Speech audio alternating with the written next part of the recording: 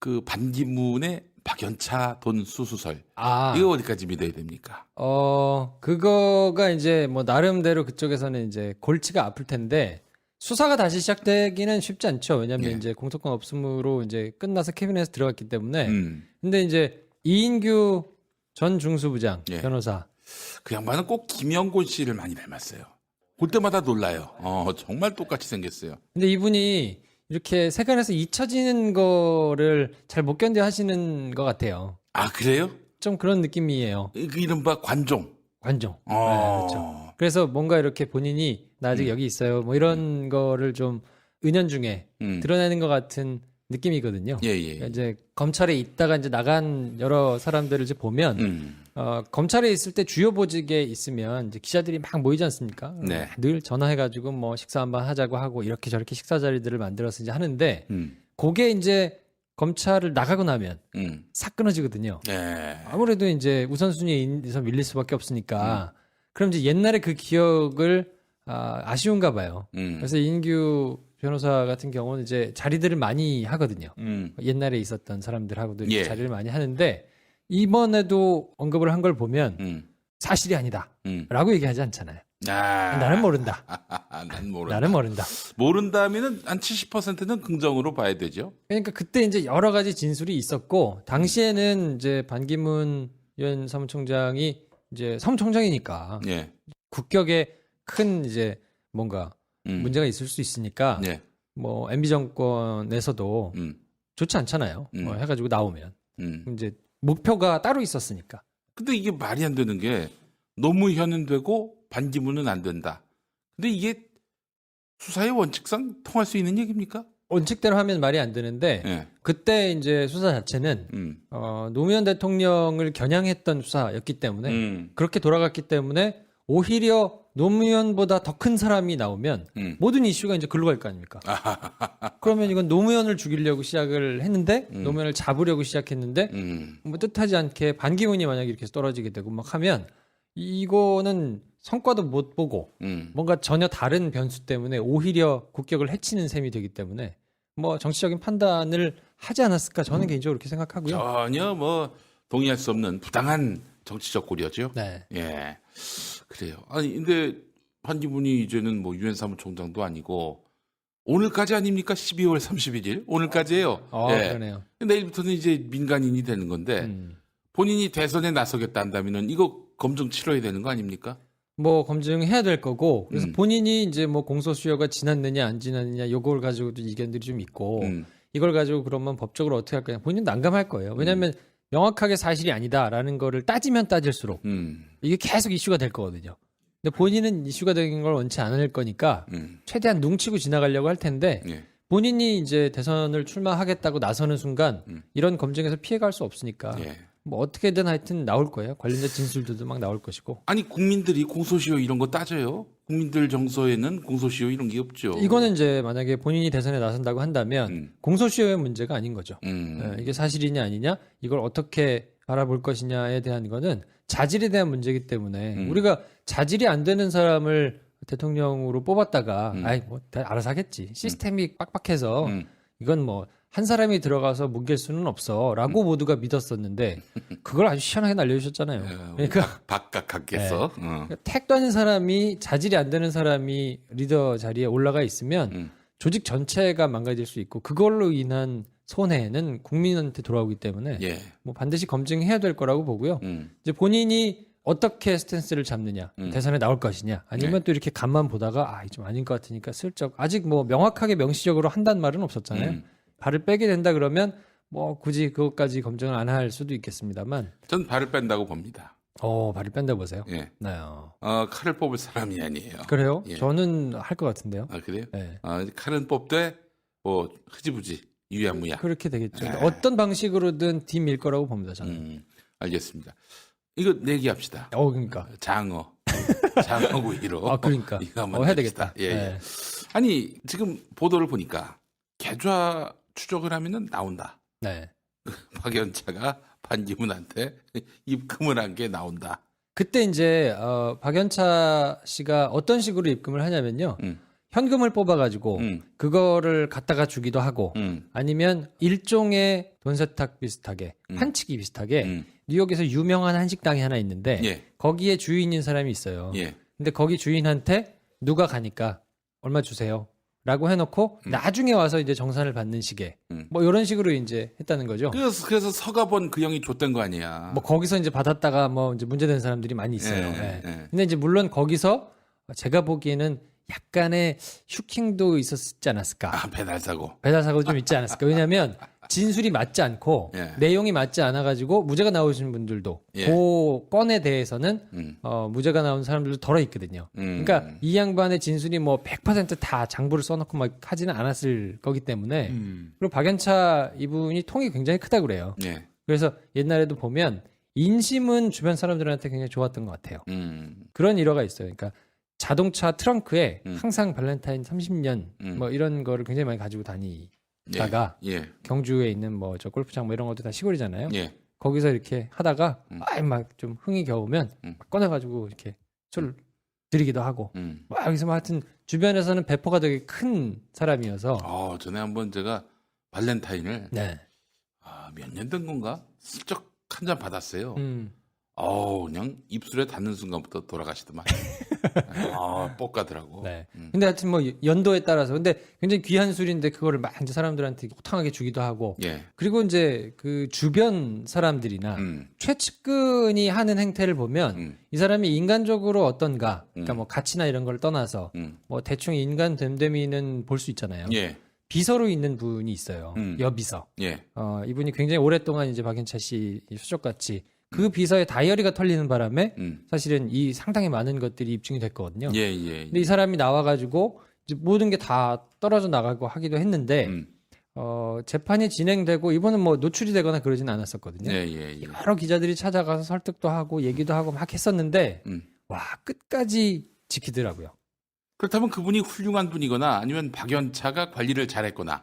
구체적인 사례를 들어서 말씀드리긴 뭐한데 인간적으로 잘했구나라는 생각이 들 정도로 박연차가 비서한테도 굉장히 인간적으로 잘했겠구나. 인간적으로 잘못하면 운전기사부터 다 폭로하잖아요. 그렇죠. 예. 그런 분들 많잖아요. 예. 뭐 MB라든지 예. 뭐 주변에 분들 많은데 예. 이 양반은 나름대로 그래도 의리나 이런 것들은 있었던 것 같아요. 그러니까 사실은 뭐 진짜 노무현 측근들 중에서 돈 받은 사람들은 이런 박연차한테 인간적으로 사람이 이제 동화가 돼서 이 돈을 받아도 뭐 큰 적이 없겠거니 뭐 어떤 대가성 이런 거보다도 선의로 준 거겠거니 하고 생각을 했을 수 있는데 제 경험상 선의로 돈을 주는 경우는 없습니다. 없지. 그런 게 어딨어. 그걸 다 적어놓습니다. 그렇지. 네. 다 적어놨다는 건 뭐 이거는 뭐 나중에 행여라도 자기가 위기에 처했을 때 보험용으로 두는 거 아니겠습니까? 그리고 가장 이렇게 취재를 하다 보면 사람들이 대충 생각하기 쉬운 포인트가 그거더라고요. 저 사람 돈이 워낙 많은 사람이어서 이 정도 술값, 뭐 이 정도 거는 아무것도 아니야. 라고 생각하고 받는 경우들이 많아요. 예. 그러니까 뭐, 돈이 만약에 우리가 커피 한 잔 사주는 거 뭐 그렇게 신경 써? 별로 신경 안 쓰잖아. 예. 뭐 한 잔 사줄 수도 있고. 예. 근데 저 사람은 이 정도의 술값은 커피값으로 생각하는 사람이라서 돈의 규모가 많아서 그거는 아무렇지도 않아. 라고 생각을 스스로 생각하면서 넘어가는 사람들을 꽤 많은데, 예. 그건 자기들 생각이고요. 주는 사람은 돈 많이 번 사람들일수록 그 10원 한 장에 100원짜리 한 장에 굉장히 아껴 쓰고 철두철미하게 하는 사람들이 많기 때문에. MB 봐요. 그 보신탕집 가가지고 거기서도 반띵을 하려 했던. 그러니까요. 그런 MB를 보면 알 수 있는 거죠. 그러니까 그거에 빠지기 쉬운데 그거는 절대 아니고 어쨌든 뭐 박연차 씨가 그래서 그렇게 돈을 주고 했던 거를 정당화할 수는 없고. 그렇지. 그거를 받은 거 자체를 문제없다 할 수는 없습니다. 그건 뭐 그래서는 안 되는 거니까요. 근데 어찌됐건 지금 이런 얘기가 흘러나오고 여러 가지 정황상 수사가 그때 반기문이 진술이 나왔다 하더라도 될 수 있는 상황은 아니었고요. 전체적인 흐름상. 그래서 저는 이게 문제가 되면 반드시 관련된 진술이 나올 수 있을 거라고 보고 그럼에도 불구하고 저는 반기문은 뒤밀고 들어와가지고 뭔가를 하려고 시도를 할 것이다. 네. 그만큼 권력력이 세다고 봐요. 그것도 그렇고 한국 사회에서는 뭉치면 된다. 뭉개면 된다. 뭐 그런 적이 없다. 기억이 없다라고 하면 반은 시인한 거니까 그런 적이 없다라고 그냥 밀고 가면은 진짜 당시 수사 주체들이 아니 당신은 거짓말하냐고 이럴 또 한국 사회 그 시스템은 또 아니니까. 그러기가 쉽지 않아요. 왜냐하면 공소권 없으면 이미 끝난 사건이라서 이걸 다시 들쳐가지고 그걸로 수사를 하기가 쉽지 않거든요. 그리고 그렇게 되면 박연차 씨가 뇌물 공여죄를 또 써야 되는데 그거를 감수하고 부를 수 있는 이유가 없죠. 그리고 지금 박연차 씨가 아프다고 알고 있는데 네. 이 양반이 그래서 뭐 내부적으로 사람들한테도 동요하지 마라, 신경 쓰지 마라, 뭐 이거 문제되지 않을 거다라고 이제 얘기를 했다 그래요. 내부적으로. 예를 들어 시민단체에서 검찰에다 고발을 합니다. 네. 이런 보도가 있다. 계좌 추적하면은 뭐 찍혀 있다라고 하는데 수사해달라. 또 수사 안 합니까? 안 할 수 없죠. 검찰은 고발이 들어가고 하면 수사를 할 수밖에 없고요.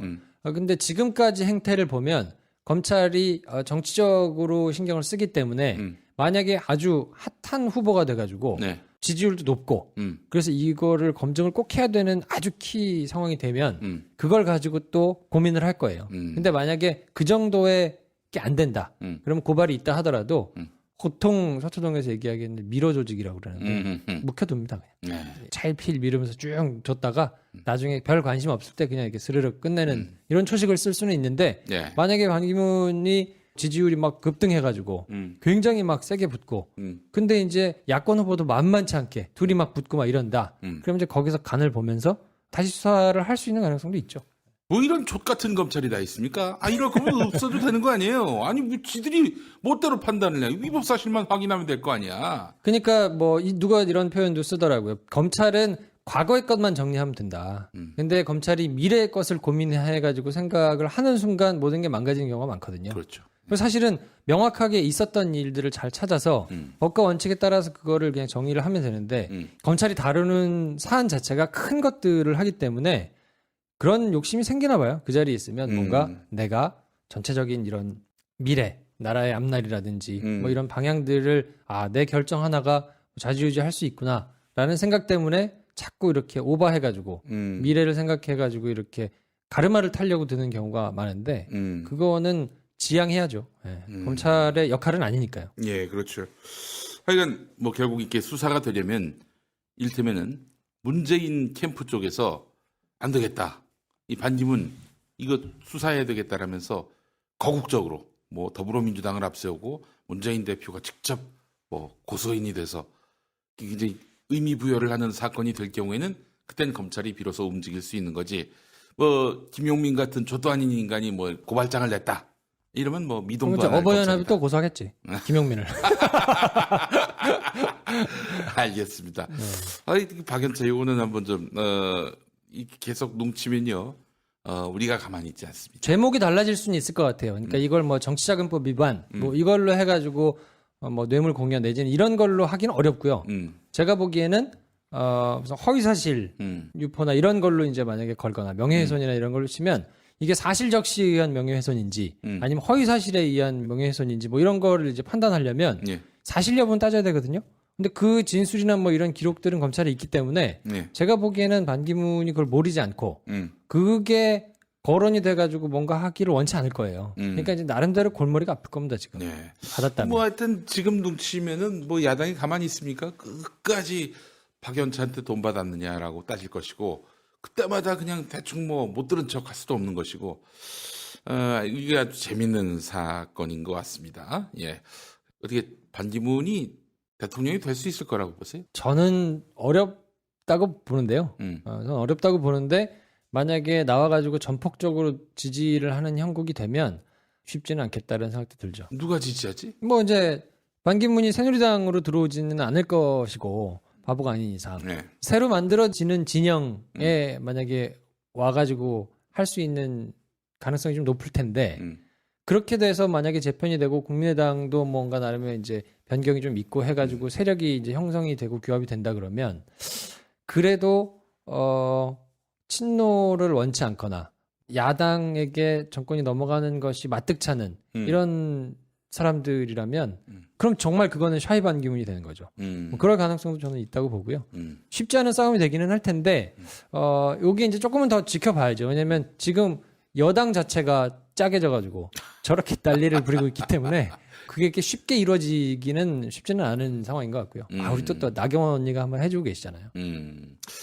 삐지셔가지고. 제가 지금 벙커원 교회를 하고 있는데 지난해 12월 31일에 송구영신 예배를 하면서 그 기도 제목을 딱 모았는데 온갖 기도 제목들이 있어요. 뭐 저기 총선에서 뭐 여당이 심판받게 해달라 이런 것도 있었고. 근데 한 4가지에서 5가지가 그냥 박근혜 탄핵으로 다 수렴이 돼. 그러니까 뭐 세월호 진상규명을 막는 세력 심판하게 해달라. 백남기 농민이 뭐 회복되지는 못했지만은 백남기 농민의 이런 문제인식, 서울에 와서 집회에 나설 수밖에 없는 이런 고충을 근원적으로 해결하게 해달라. 뭐 이런 것들이 다 수렴이 된 거야. 박근혜 탄핵으로. 그러니까 야, 신이 우리가 기대했던 것 그 이상으로 답을 주는구나 하는 생각이 딱 들었습니다만은. 그냥 정말 권불 10년이란 말이 그냥 괜히 있는 말이 아니잖아요. 그렇죠. 9년 만에 이렇게 이 보수 정권이 무너졌으니까 저는 그 반기문이가 될 수 없다고 보고요. 이제 2017년에 결판이 나는 거 아닙니까? 네, 그럼요. 네.